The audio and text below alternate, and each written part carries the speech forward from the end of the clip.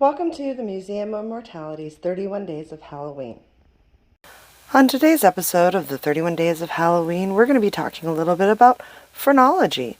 Phrenology is the study of the bumps and areas on the skull to determine a person's personality traits.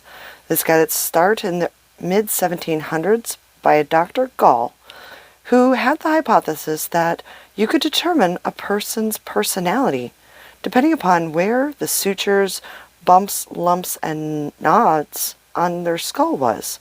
He started mapping out all these different areas within the skull to try and tell what a person was like. Now, this is more than likely a reproduction of a phrenology teaching model, but it got to the point that by the 1800s, murderers and others that were hanged to death, their skulls were given over to phrenology people in order to try and find a common trait somewhere on their skull that might have linked them to somebody who was of a criminal background.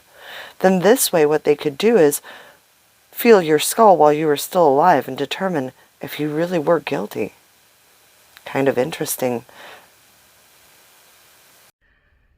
To watch more of the Museum of Mortality, please feel free to follow us on TikTok, Instagram, YouTube, and Facebook. Some of our longer videos will be uploaded to YouTube, where you can subscribe and stay tuned.